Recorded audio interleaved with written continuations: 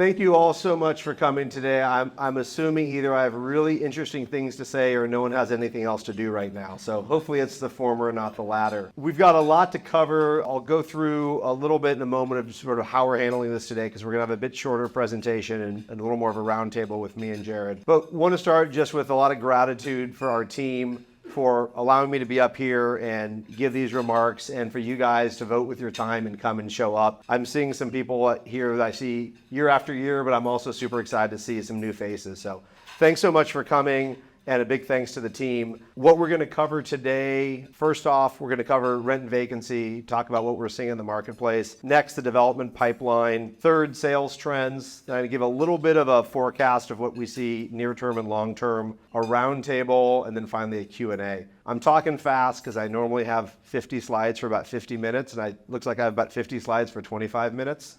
So we'll get the slide deck as well as a video out to everyone next week, so you'll have all of this available to you. All of our research is up online. It's free. Feel free to use it. Please pass along to other people. I feel like now, more than ever, having data and research on the market is super important. I wish we could trend better what's happening in the future versus the past, but the market's changing quickly. So a lot of what I'm saying is going to be valid until about 2:30 today, till the Fed says something new, and then it'll all change. But when I was putting together this presentation, for one of the first times, I was thinking about a theme of like what we're seeing in the market right now. And the image that came to me was very much like this image of a tightrope in the market. And the way I thought about it is like, one side you've got the renter equation and the demand equation. Like generally the other side is the supply equation and that balance between supply and demand. But now the other side of the equation is really what, like, interest rates and macroeconomics, because that's what's really driving the other side of the equation so much more with major volatility in the marketplace. And you, our clients, are walking this tightrope in the middle, trying to balance what you're seeing in the marketplace at the local level, and then these macro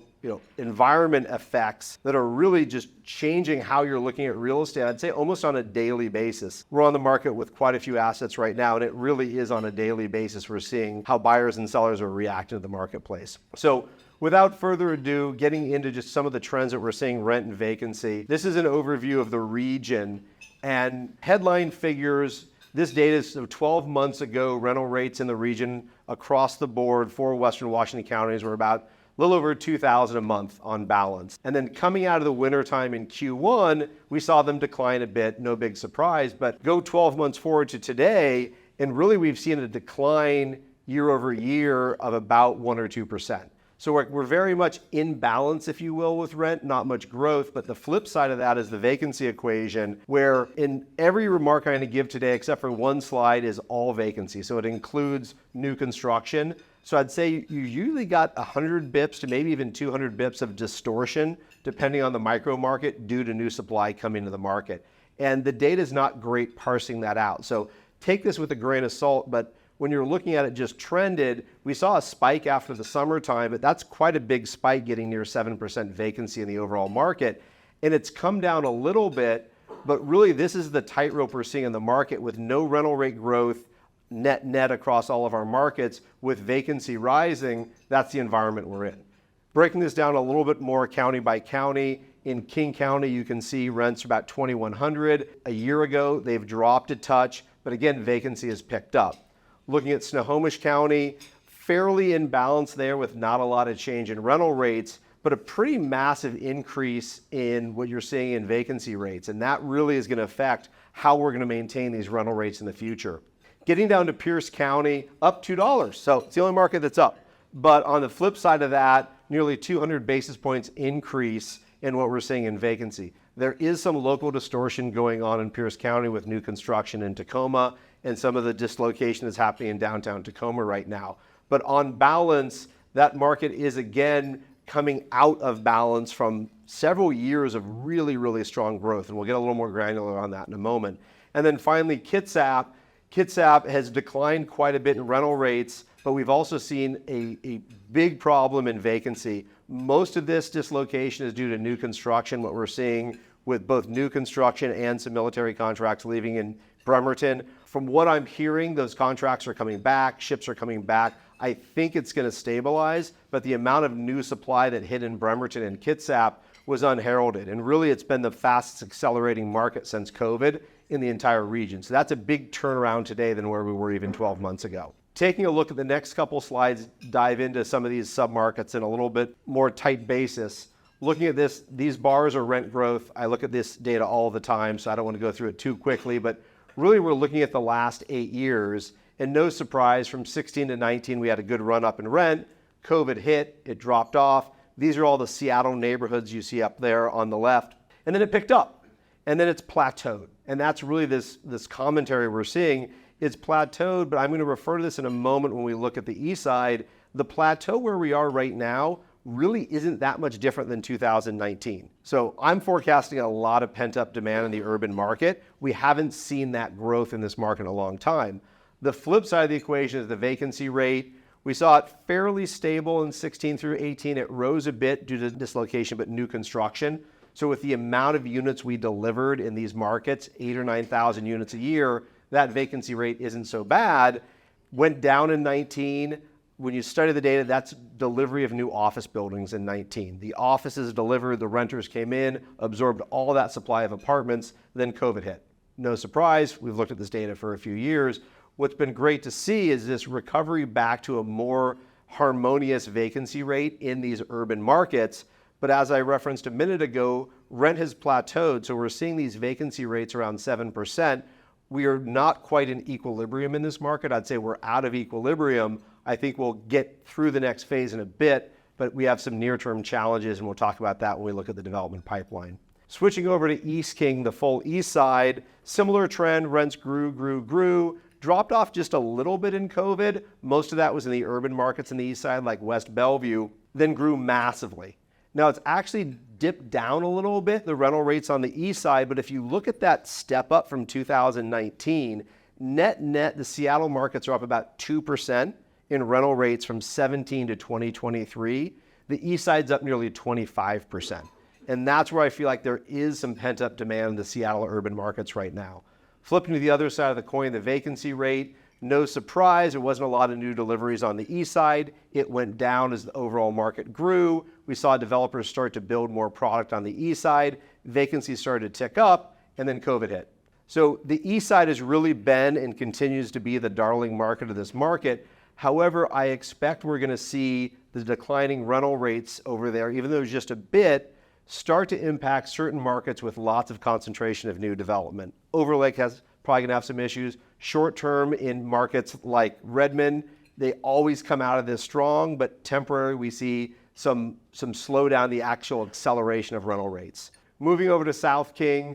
South King is a market that really does not have a lot of new construction, so most of this data and most of this vacancy is not distorted by new construction.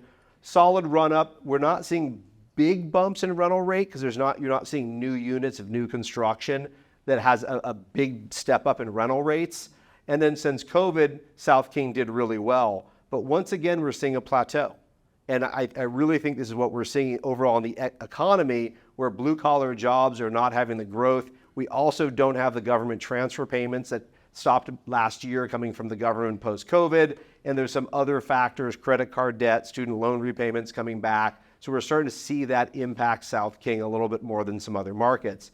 Vacancy has always been pretty low down there. We saw a pickup in 18. A lot of this is a lot of renovation projects. People were really pushing up rents, and they were really trying to figure out. So you see 3 years of them like hunting for the right rental rate, and then COVID hit. And then all of a sudden there was a big exodus from urban markets. And now it's ticked back up. So this is kind of the story we've seen throughout King County is very little rent growth, which correlates to less income growth, and vacancy starting to tick up. Moving up to Snohomish County, strong rental rate growth coming up. COVID hits, no big surprise. But once again, year over year, we're starting to see this slowdown in rental rate growth to the fact that we're kind of par year over year. Vacancy, switching over to that, what you're seeing, it's been pretty stable. They were a little bit slower to pick up rental rate growth on renovation projects in Snohomish versus South King and markets like Renton, Kent, Puyallup, Federal Way. But once it started moving north, you start to see a little bit more vacancy pickup with a lot of some new construction in South Snohomish, but also doing ACT rehabs and seeing people push rents $400 or $500 a month. And then COVID hit, and it really pushed it back down. But once again, we're seeing this run up, and this is this equilibrium we keep going back to in the rental market. Pierce County, very similar to Snohomish. I'd say the difference is the rents started so much lower. If you look at the far right-hand side, you're looking at rental rates of just a tick over $1,000 in 2016. So what we have in Pierce County is the affordability has really driven that market, but we've had some new construction. And with new construction, we'd seen a taper off of rental rate growth. And then now we're seeing, some hunting around for what are the right rental rates, but now we're seeing this big run up in vacancy in Pierce County. Most of that's new construction, but we're also seeing a drop off in job growth in blue collar jobs, and that's impacting that market. Also, that market is way less affordable than it was just 7 or 8 years ago when rental rates were just a tick over $1,000. Finally, moving over to Kitsap County, strong run up. COVID did great things for Kitsap. Kitsap performed remarkably well during COVID. It was amazing the rent growth we saw over there, but now we're seeing a bit of a decline. Most of that is due to new construction. You see this curve with vacancy, very stable market over there. COVID once again pushed rental rates up. If you look at that dislocation of the graph, massive rent growth, really high increase in occupancy. But what that's led to is a lot of new construction and AC rehab pushing rents. Now, I don't think this is the trend. I think this is temporary based upon some of the things I referenced before. I think it will go back down. But when you structurally move rent that much in a market that does not have that much white-collar job growth, it's going to take a little bit of time to absorb it all. So forecasting what's happening in the future, if you've come to these before, read anything I've written, it's one of my favorite quotes about forecasting. It's tough to make predictions, especially about the future. Very tough market right now. Show of hands, who remembers these two? Anyone? Probably the best prognosticators in this market. They were really good, really close to the data. I'd argue their predictions were the best in the market at the time. This is an actual slide from WMFA, Washington Multifamily Housing Association. I presented that year with Mike. He was kind enough to let me use his slides. There's no promise I wouldn't deride him 8 years later. I apologize. This was their forecast. Steep downturn for 2 years in 2016. This is their actual slide. Take a sabbatical for a year as the market regroups. And if you look at this until we get back to par rent growth, nearly 3 years of a downturn of rent growth they were predicting. We all lived through it. It never happened. So I just caution when we look at predictions, don't read too much into them. Here are actual CoStar predictions. So if you look at what's happened, this is running up to COVID, strong rent growth. We had about 40% rent growth nominally in this last real estate cycle. COVID hit, we had a drop off, not that much across the region, and then we picked up in 2021. Oh, does anyone remember 2021? It was a wonderful time. 2.75% interest rates, 10% rent growth assumptions. It was awesome. But then treasury rates. Today, wake up, here we are. What's interesting is CoStar is predicting by Q1 2024, we're going to see this up into the right growth as far as rent in the Puget Sound region. So pretty deep analytics go in their data. They're right as much as they're wrong, but this is at least a prognostication of what's to happen with rent growth. Moving to the other side of the coin, vacancy. This is the one graph I show where we show a difference between overall market vacancy and just looking at stabilized buildings. So it takes out new construction. So the dark blue line is overall vacancy. The aqua is what we're seeing with just stabilized buildings. And so you can look at this, no surprise, big dislocation, .com, Great Recession, COVID-19, and now we're seeing a spike with interest rates. And this is what happened. We're seeing increased vacancy. But if you look at where the market settles out, it's all kind of this bandwidth, 4.5% to 6% market vacancy, which is the norm in this market. And this is what they're predicting we're going right back into right now.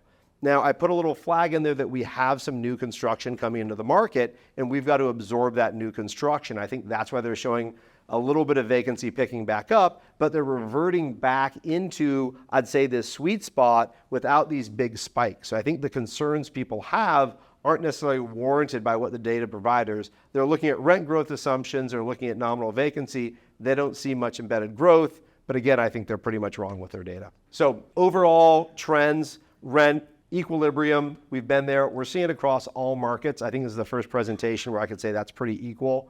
As far as vacancy, occupancy is just fragile. It's just really fragile out there in the market. What we're watching for is a combination of where is there actual job growth and what's happening with supply. And I think that's the best way to more particularly dissect what's going to happen, is where you have growth in jobs and not too much new supply during this time of sort of just kind of hanging out in equilibrium. That's your best predictor of how you're going to operate. Next, urban versus suburban. I think that's out of the window right now. I think it's really looking at demand drivers, location by location. After COVID, it was everyone went suburban. I'm an urban guy. I moved suburban, hold it against me.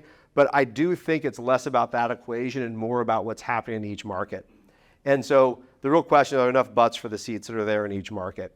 And then finally, impact work from home. This is my big prediction. If you want one thing to write down and hold against me later, I think work from home discussion is gone in 24 months. I really think it's away. I've got deeper thoughts on that, but I think it's a lot to talk about right now, but I think it's gone. And I think once we get out of that sort of mindset and people are full employment back to work, we're going to see growth again in the market. Next, looking at the development pipeline, this is the overall market. We've got about 360,000 units in this market. This is 10 units and up. We delivered over the last 13 years, 110,000 units, just a tick over that. So we've been delivering about 3.5% inventory every single year on average for 11 years, and we absorbed it all. So right now, when you look at the development pipeline of 140,000 units, it seems like a lot, but when you parse it down, over half of it is still in permitting. We've got some that are working, they've got permits, they're issued, they haven't been picked up, and then we do have quite a bit under construction, or at least we expect to be under construction soon because the permits have been pulled. If we break this down, all these slides are available online, you don't have to memorize it, but overall we added about 40% inventory growth over the last cycle, and if you break down everything that's coming right now, it turns out to be about 40% inventory growth this next cycle. People were concerned it would all deliver recently, but if you look at what's happened, and this is from mid-year this year to date we delivered just over 2,000 units in a market where on average we've been delivering 8,000 to 9,000 units year over year. So that's the slowdown that's likely coming. Now, looking at this detailed, and I think this is where, if you're looking at where to invest, you look at some of these neighborhoods. If you look at a neighborhood where type 1 high-rise construction, we've got 27% inventory growth, and this breaks down to what's actually under construction. And if you look in these zones where we have a lot of new deliveries with high-rises, you can build 400 and 500 unit buildings, there's a lot coming down the pike, and that is going to be areas of concentration of development. But if you look at a market like Capitol Hill, where we were delivering 1,000 to 2,000 units a year every single year, that's a market that I think is extremely resilient. And by show of the guys in my office under 30 years old, they don't care that people are using drugs or it's dirty or it's loud. They want to party, they want to hang out with their friends, and they're doing it on Capitol Hill. So I'm bullish on markets that have a big slowdown in new supply. Central District, a lot of new units. So like looking at it a little bit more detailed, you can see some markets are going to really get out of this new supply pretty unscathed. Others, it's going to take longer. I call this my bowl of spaghetti slide. Essentially what we're showing here is what's happening with new deliveries, absorption, and vacancy. But the big picture is for 10 years, had all these new deliveries, high vacancy, but it was great. We grew rents by 40%. And then COVID hit. And now we're here with high vacancy and what's going to happen next. And this is a prediction slide again from CoStar Data. Their prediction is we are going to far outpace supply with absorption over the next several years because of the slowdown in construction starts. So there is a lot of concern in the market today, but I'm not sure it's going to be warranted 12, 24 months from now on the development side. Here's a NMHC study. This is the data. They're just looking at respondents to their surveys. They get good responses from institutional owners. And this is looking at what was slowing down new construction going back from March 2022 to present. And the first thing that was slowing down is availability of talent.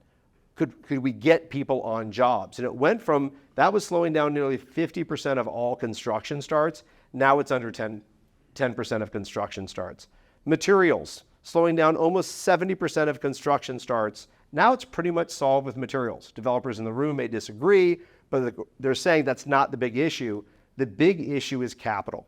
And it's about 70% of construction starts. So 3 out of 10 are going to start. And argue today, that's probably maybe 1 in 10 are starting right now.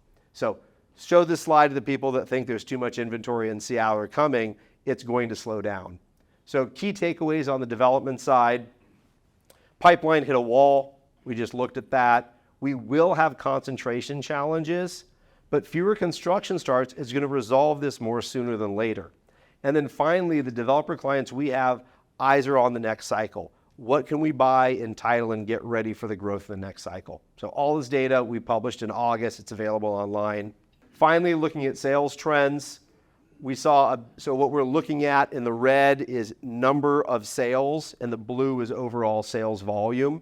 So big run up, no surprise from GFC. We saw a tremendous number of sales. I kind of called out the peak in 2016. I said, wow, we've really hit a peak. I wasn't expecting the excise tax to change in 2020. So 19 was a new peak. Oh, back to normal 2020. It's going to take years to build back up. Then all of a sudden, yay, 2021. We love that year. We saw same amount, $8 billion in sales.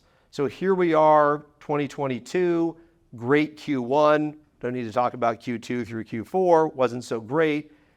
Slow down massively year to date, and I don't see a big Q4 in this market.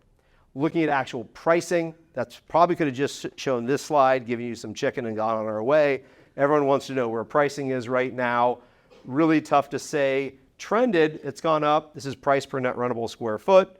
It's trended up year over year. It's been strong, dipped a bit in COVID, then came back up. We have seen a dip this year. The flip side is cap rates. Overall, they keep going down, down, down. Now they're starting to tick up. The big question is by how much? What's getting negotiated, like cap rates today are getting negotiated. You're going to see those sales close in 3 to 6 months from today. So all of this data is in the rearview mirror, and we've seen expansion since then, especially in the last 90 days. So here's what we're looking at, overall cap rates in this market year over year for the greater part of last cycle, 4.5% to 6%. Not a big surprise. You can see 4 cap sales and 7 cap sales, but that's kind of where we are. 2022, when I did this presentation last year, year to date, we had gone up from the bottom. Or actually from, this was the real bottom happened just previously in 2021, but we were still kind of at a bandwidth from 4 to 5. Everything had compressed during that. We were selling 3.25 cap rate deals during that time. Where we are today, meaning several months ago, is we've gone up between 100 and 150 bips.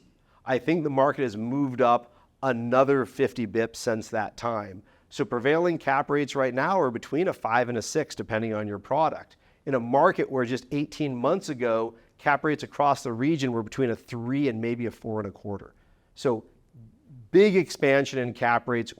The story's not yet told because it's still happening right now. Jerrid and I, those will be our comments in just a few minutes. A note about predictions where people think this is going to go. This is an actual slide I did for the apartment outlook at WUMFA in 2020. So this is mid-COVID. Big prediction coming from CoStar. We're in 2020. What's going to happen in 2021? Cap rates are going to go up. They're going to move up 100 bips. Here is what actually happened. Cap rates moved down. No one expected that, but that's exactly what happened. So we're thinking, okay, they should moderate. So here's the next prediction from the following year. And in 2022, the forecast from CoStar was cap rates are going to moderate. Stay the same, stay low. What happened to cap rates? They went up massively. So now what's the prediction cap rates are going to happen next? They're going to go up massively. Now, when you look at this, it looks like the world is ending, but if you zoom out and you look at the last 25 years, this is the trend of cap rates. Down, down, down. Real estate's becoming so much less of an alternative.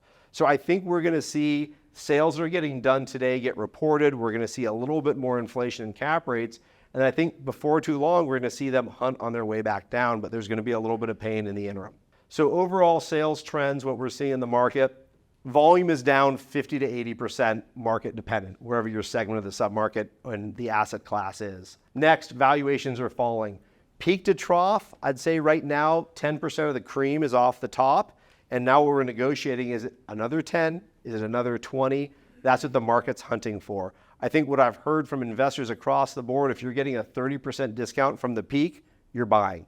The question is what happens in the middle. Optimism, I think there's a ton of optimism. You're all in the room. We love this business. We're in it for the long run. I'm just not seeing a lot of near-term confidence in the market.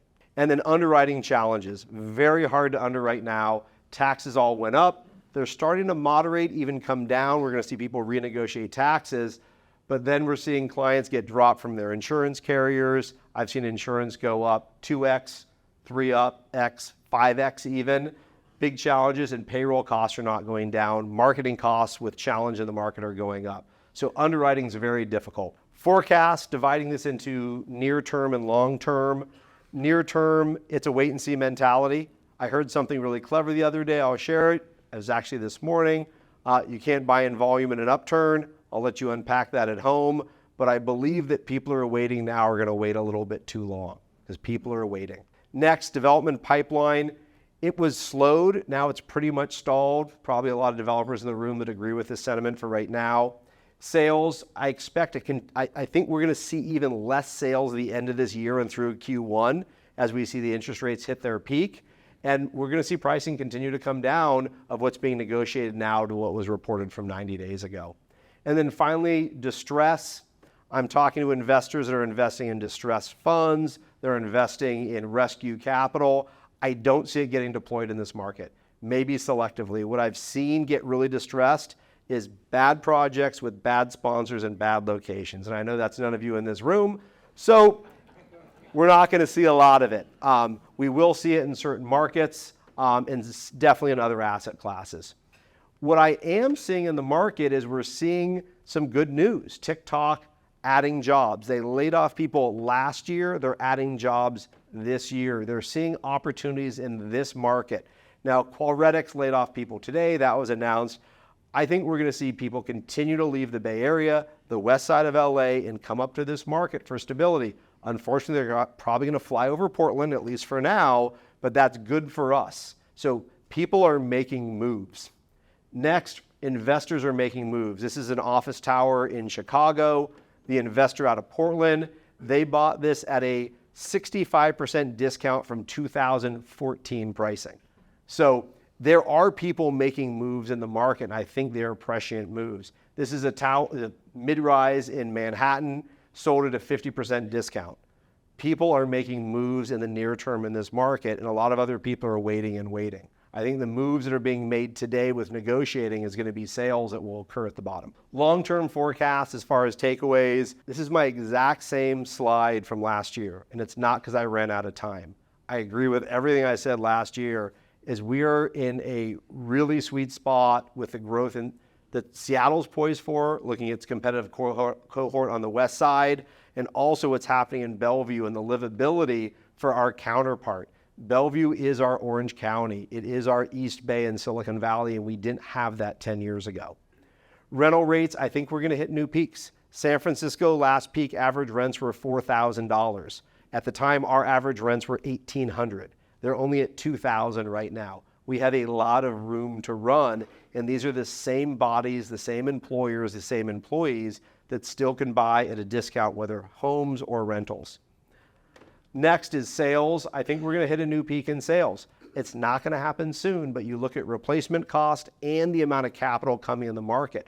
I think we're going to have to wait for this. I don't know if it's 3 years or 5 years, but I do see us hitting a new milestone. Everyone looks at the last peak for where prices are. They never look at the next peak. And then finally, the political landscape. I think it's changing. I'm in downtown every day during the week. I feel it changing on the street. I see people getting involved. I am hearing about big companies getting involved locally in politics. And I think we're seeing the other side of that, and we're coming out of it. Is it going to be great? Not where we want it to be, but I do see some changes. So without further ado, I'm going to invite my partner Jerrid up, and we're going to chat. Want to run this? Sure. He didn't show me these slides, so this is going to be really interesting. Test. So for this roundtable, we did one last year and got some good reviews from clients. And instead of we'll use some data from the national resources. We're really digging into the sales we've worked on and what we are seeing from the front lines. So it's pretty interesting because it changes a lot faster than things we're reporting on, from May or August of this year. So first, we'll talk about some sale metrics you don't hear about often, like list price to close price and absorption. And then second, we'll share some information about the listings we've worked on and what we've seen. So in this graph, you can see the number of months it takes when you bring a property to market to get it sold. And you can see for several years, it's pretty flat, right around three months. And I think we've learned, and us as brokers have benefited as well, but Seattle's been a pretty spoiled sales or sellers market. So You're supposed to say how good we are. we're great. Yeah, there we go. But the national and historic average for the country was about 6 months. And so we're moving through these listings pretty quickly, getting a lot of interest, multiple offers, getting them over the finish line, wash, rinse, repeat. And then you can see during the pandemic, things slowed down a little bit because people had some uncertainty. But it's been amazing to see, even though we've got choppiness these last couple of years, once the market has reacted to whatever that change was, how quickly it can recover. So Dylan, it's been a choppy couple of years. We've had 133 sales since the start of the pandemic. During these peaks and valleys, what's been your, not just a deal, but just overall, what's been your apple and your onion? I think my apple in all of this is there's a sweet spot when you catch a market where there's alignment from your client, from the buyer pool and you of where value is, and is usually crossing over a median line. And I think I'd like to say like great low interest rates, but when interest rates dropped down, everyone wanted a mint for their property. So I think the apple was probably those times where there was stability coming up, steady enough. And I'd say the onion, I think the onion's the political landscape. I mean, you get a property in a municipality or even a neighborhood that's been hit hard, and there's just nothing you can do as a broker to change either the headlines or the mentality.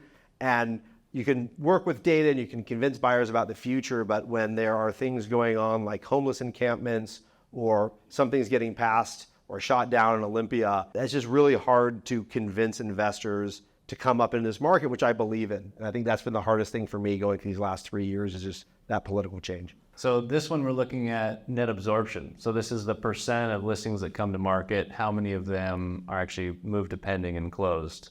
And so you can see for last year, so the dark lines are from June 2021 to August of last year, and the light lines, same time period, but starting June 2022 till August of this year.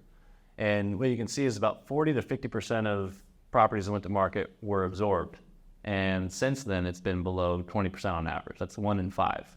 That's a lot of disappointment. We got to pick up that phone. We'll talk about that later. So what I think is really interesting here is that the market changes faster than the buyers or sellers' expectations. And I heard a really experienced broker a couple weeks ago told me, he goes, it's the first time in my career where I put a deal together, get over the finish line, and the buyer and the seller are both mad. The seller's pissed that they're about 20% light or wherever they are on where they want the price to be, and the buyer's not going to have cash flow for the foreseeable future. So it's a really interesting time where we have some people getting out of the market and some getting in, but no one really knows whether they got a good deal or a bad one yet. I used to be a litigator, remind me of that. No one's ever happy. So Dylan, you've called for offers on a few sales lately. What's hot, what's not?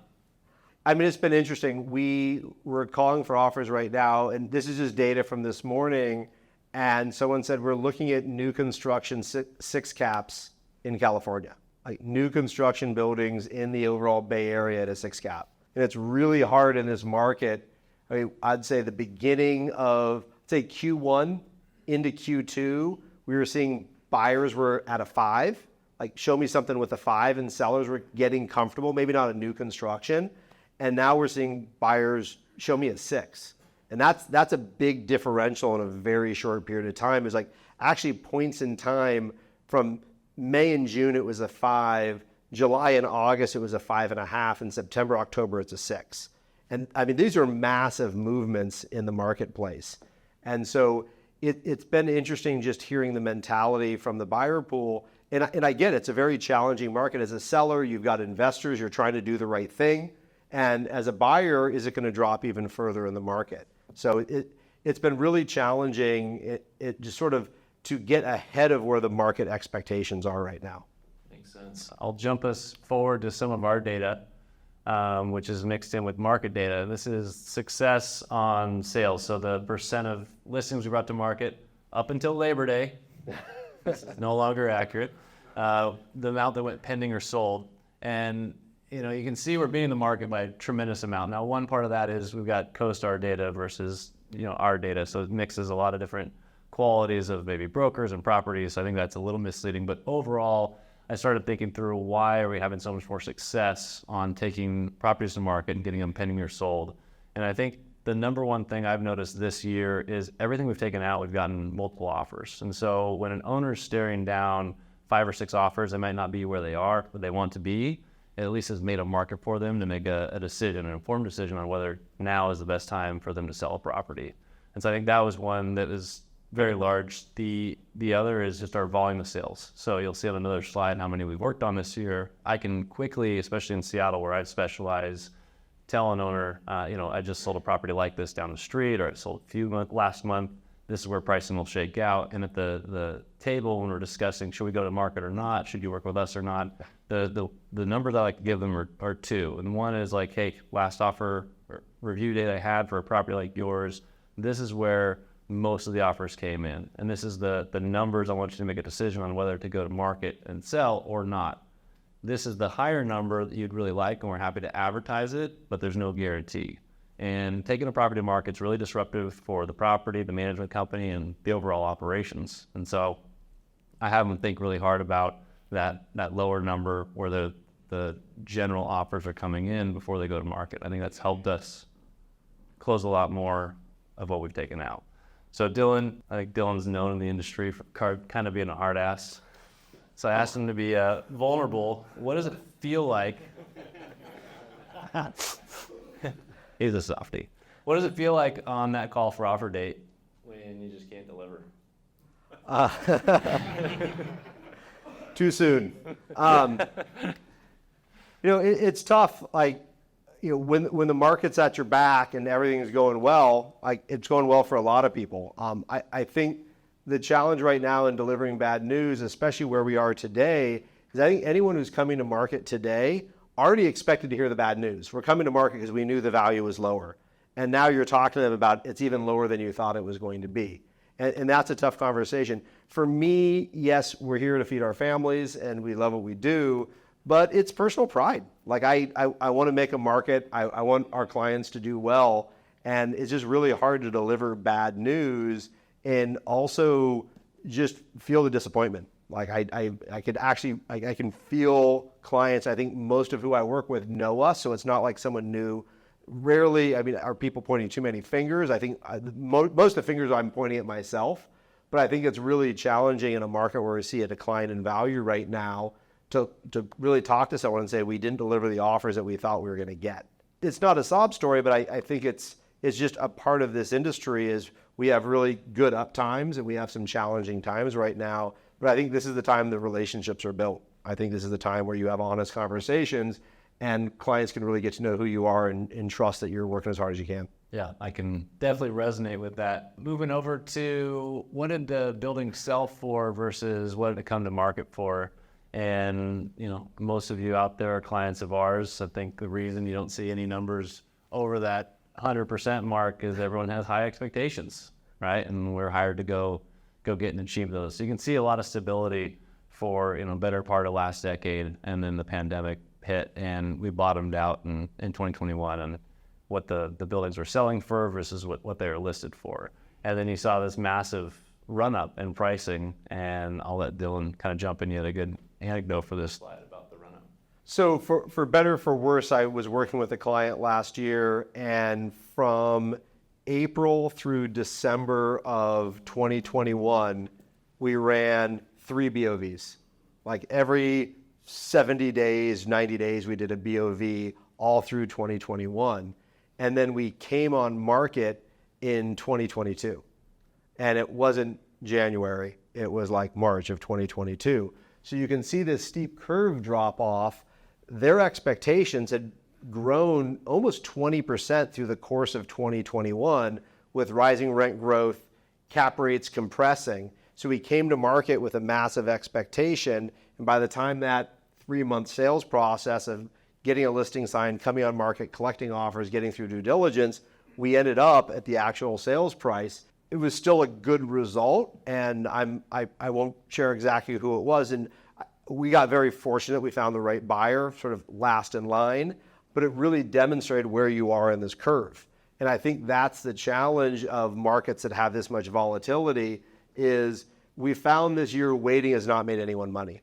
And what's interesting to me right now, and we're on the phone with clients all the time, I literally am actively hearing from buyers saying, we're going to wait till the end of Q1, Q2, sellers can't hold out, it's going to bottom. And I'm actually hearing from sellers, we expect things to get better, and by mid-year next year, we should be back to where our pricing is. So someone's, I'm expecting going to be wrong. If they're both right, then maybe I'm just in the wrong business and I can't do math. So there's just a lot of opinions on what's going to go out there. I think in a market with this much volatility, if you want to do something, just go out and do it. But if you're going to wait for something that you think is going to happen in the future, in at least the next 12 months, you're probably going to be wrong and mistime it. And that's just from watching the last 36 months of volatility. My expectation is the next 36 are not going to be as volatile as excise tax, COVID, transfer payments to the government, interest rates going down, cap rates getting compressed, and then historic rise in interest rates.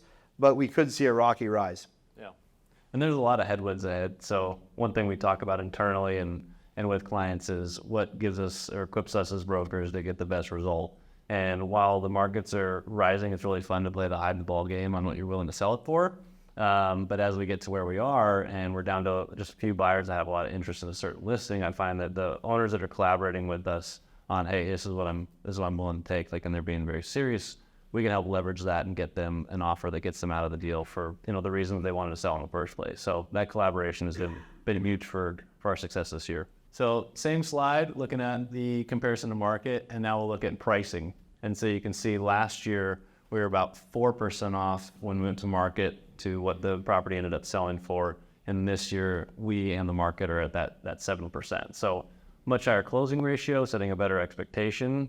I think the misleading thing about this slide is that it's not talking about how far are you from what the prior price was. It's like, what is the advertised price and what's the discount that it ends up selling for?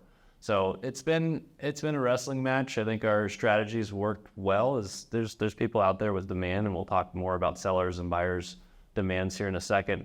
But you got to price it right. You don't want to leave any money on the table. Don't want to chill the market. So Dylan, I looked at our numbers. 2019, we actually did outperform. Our average sale price was 102% of what we listed it for, and that was driven by a few really lots of motivated parties. Yes, outperforming sales. So yeah. How long do you think it is until we're in a market like that again?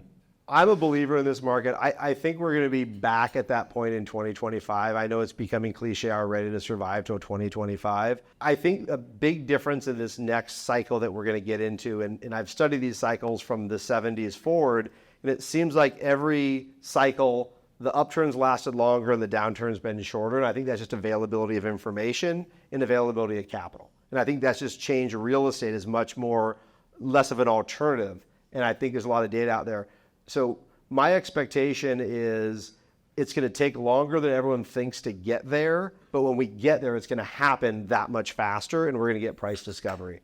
So my guess is by, we're going to be sitting here in Q1 of 2025 and everyone's going to be like, prices are high again. We know this is the market. We're just going to deploy capital. And that's when buyer-seller expectations really align. In 19, I will say even in 2021, we were listing stuff and getting above pricing because the market was escalating. So I think there's going to be great deals to get done. I think the best deals are going to get done ahead of that. But I think that's when we're going to see that stability and we're going to be within a couple of percent. Great. I want to make sure we leave some time for Q&A. So we'll hurry these up a little bit. Fair amount of data on this slide. Let you digest for a second. But essentially we're looking at how many properties did we list Q1, Q2, Q3 last year? What was the average sale price? And you can see that's down like 36%, I think. When we go to the 15 or over 15 million, you can see a really stark difference. One, the number of sales is down about 50%, but the deal size is down 55%. And so that's been really impactful for where we've been focusing our efforts. And thankfully we have a great team that's selling more of these mom and pop sales, time of life. You'll see the motivations here soon. But that's been a massive change in how we focused our business. So we've pivoted and we've met the market where it's at, but you're just seeing, I know we all have, we see plenty of listed properties in that 40 to 50, $60 million range, and you don't see any closings. There's a reason for that. They're testing the market. They're seeing what they may get, but it's the smaller bid market where we're seeing more volume. Next slide, I didn't label this right, but the dark blue is an apartment sale and the light blue is a development land sale, whether raw or an entitled sale. So this slide's for all of our Wild West developers out there. You can see for a 3-year period in 15, 16, 17, 1/3 of our sales were development land. And then for the last 3 or 4 years, we've averaged, closer to 1/6, and now we're down to just 8%. So development land's been difficult to value, difficult to understand. We run a yield on cost analysis, especially when there's a permit involved. So what does it cost to build it? How much income will it make?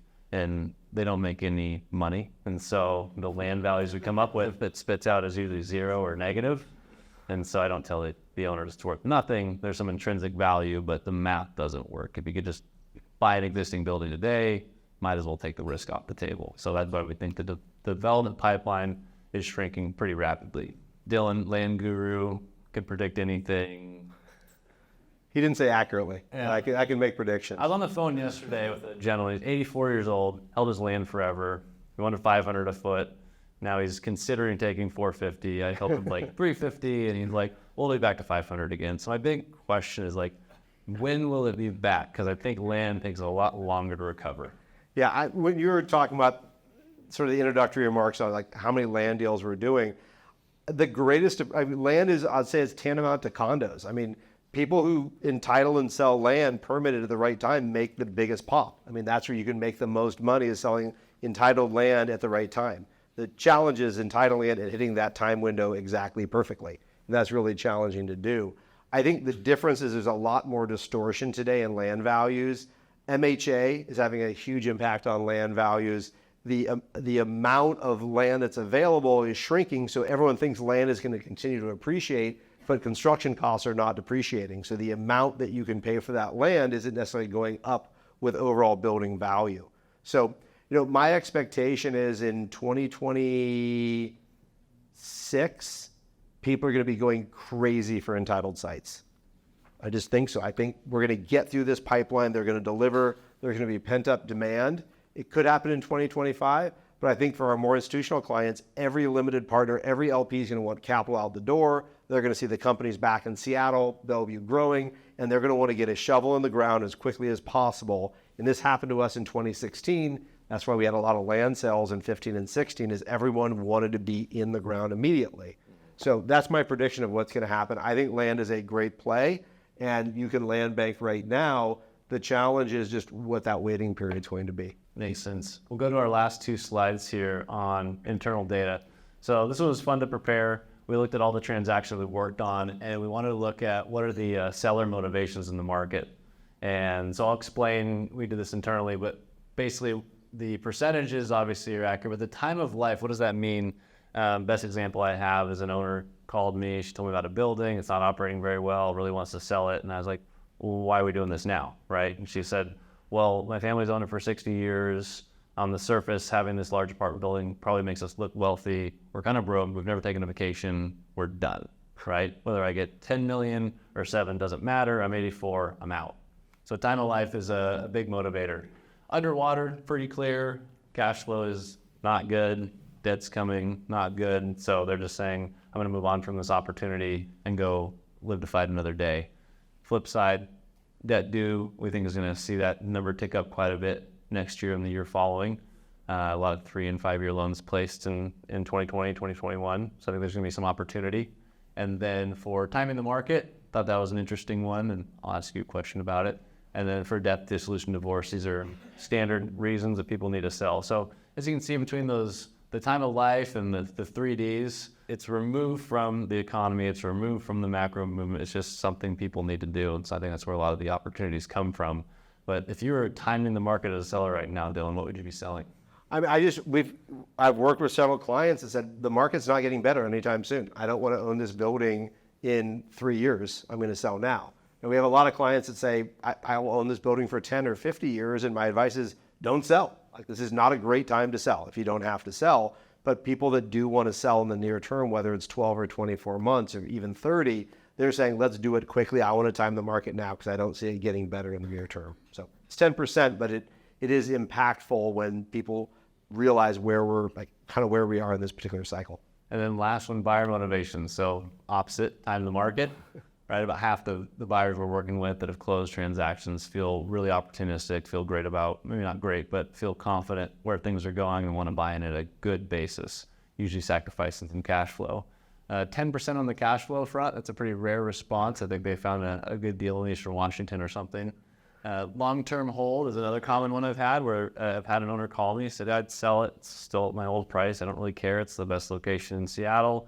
I bring it to the right buyer and they're like, it is the best location in Seattle, I'll eat that because I'm going to own it forever. We've got the 1031 exchange buyers, so people opportunistically selling and then moving their money across and buying something else in the market. And then diversification is actually an interesting one. This is usually where our outlier buyers come from. They've never bought before, they don't really know what they're doing. They're like, hey, I'll diversify away from the stock market. Oh, what's the list price? Great, I'll pay that. I'm like, great, everyone wins. That's how they all go. Now, I think if you're buying as a diversification strategy, we just sold a property recently, I think they do quite well. Their basis is good. They already know they're getting into low or no cash flow. And I think we're going to see a lot of growth over time. So encouraging longer term debt placement. And I think owning real estate at this basis, especially in urban markets, is going to do really well. So those are the motivations. Last one, we'll just kind of fly through these. And I'll just leave them up there and then we'll open for a Q&A here. Yeah, Peter? You dropped that tantalizing tidbit. Absolutely, 100% of everybody is going back to work in this building. We'll talk about that later. You have a lot to say, but just give me a tidbit of why you're saying that. The way I look at it is, and I should refine that, I think in this market, the economic drivers are technology, life science, healthcare, things like that. I think these people need to be at work. So if I look at overall, if there's a morning and an afternoon, that's 10 quotients of work a week. And I think pre-COVID, people were in the office 8 or 9. I don't think people were in the office in high-tech jobs, upwardly mobile people. They were traveling for business. They weren't always in the office. And I think for a lot of our big tech employers are back in the office 3 days a week. So that's 6 quadrants. So at peak, we were at 8 to 9, if you believe that.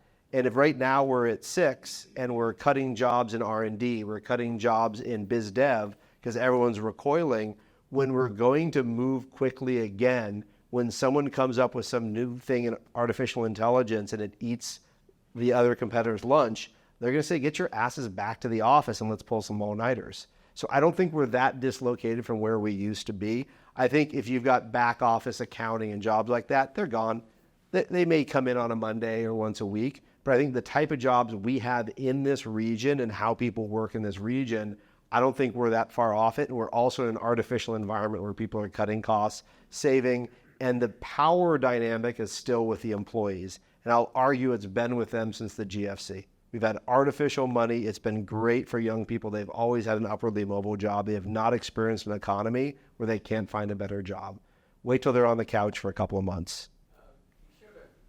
Line, it's, we've got sort of resident vacancy rates. We don't have falling population. We don't have people that have leaving the rental market to go buy new homes. And we don't have a lot of new product coming online. So where are the people going? It's a great question because if you look at the inbound migration into Seattle, it hasn't dropped off. I truly think we're at equilibrium. We've got enough butts for enough seats.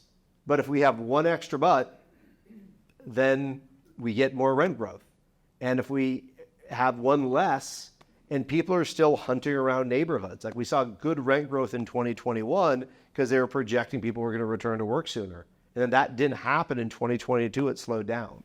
So I truly think we are in equilibrium. I think we will grow out of that. I think it's a moment in time, but we have stalled hiring. We've slowed down. We have been building we still have 40,000 units under construction right now. So we haven't delivered a ton this year, but they are coming. So I just think we are at that precise point and we're heading into a slowdown or we're in a slowdown. So I think we really are just on that pinpoint of a needle. And that's why I have faith in this market. I think people are going to look back at this in 5 years and be like, I can't believe we didn't think people were coming back to work, or I can't believe they thought we didn't need more housing. Look at the data. But I think we're just at that moment in time. I was going to say Florida. We got time. One more question, sir. About your new supply numbers were interesting, a little bit alarming, particularly given that you only delivered like 2,000 or something. Yeah. So maybe you could expand on where the weigh-in is coming, where you expect it to look like. And it's also interesting to sign you up to CoStar, but it seems you can recognize that. If you look at their numbers, Yeah. they see continued tightness and improvement. So maybe you just talk a little bit about what exactly is going on. Yeah, CoStar gets its bills paid from our industry. So we might like to make it look a little better. I think there are just concentration challenges in the market. I mean, when there was a lot of capital in this market, it wanted to be in very similar places. And there's also places that are more friendly to develop. And so we saw that pipeline build up. So in our development pipeline report, you can just look at the concentration numbers versus going through all of them. I think that number is a little bit skewed. We try to track it as best we can. And literally, JD, new hire on our team, called about 1,000 developers this year, called them 3 times trying to get the best data. And we started with 1,700 rows of Excel and got it down to 800 to try to figure out exactly every single development site. But we did not get down to exactly who was delivering at what date and who finished. So I think the big picture is, I think the alarm is going to happen for moments of time in select markets where a new high-rise gets delivered and everyone is concessed trying to get that market back up. I'd say right now, if you want to look at it, it's Bremerton and Tacoma. If you look at those markets, Bremerton had 20% vacancy last time I looked in that market due to new delivery. But there's nothing else in the delivery pipeline right now there. So in Tacoma, similarly situated, I think we had 15% vacancy in downtown Tacoma. So I think we are going to see those concentrations. But if you've got a site in Kirkland, Green Lake, Upper Queen Anne, in some of these locations are just absolutely bulletproof in my impression. And I almost think you can't deliver enough supply in Capitol Hill given its location between Bellevue and Seattle. Thank you, everyone. No mad rush for the door. You can grab some hors d'oeuvres if you're having trouble putting food on the table. While we're here, I'd like to thank Cassie on our team. Raise your hand, Cassie. She put all this together single-handedly. Taught me how to use a microphone and a slide advance. I still have a VCR at home, so anything with technology gets me doing. Want to thank Jerrid, my partner, our whole team, and just thank you guys for voting with your time, being here, working with us, hiring us, talking to us. It's been great getting to know everyone, and we're really bullish. I think we closed our 25th transaction this week, and we're on pace for about 3 closings a month. So almost 3 out of 4 weeks a month we're closing a deal. And so we're really bullish on the market. My golf game is pretty horrible, and my wife doesn't want me to work from home. So I'm in the office, we're in the office, thanks to you guys, and we want to continue the relationship. Thank you very much.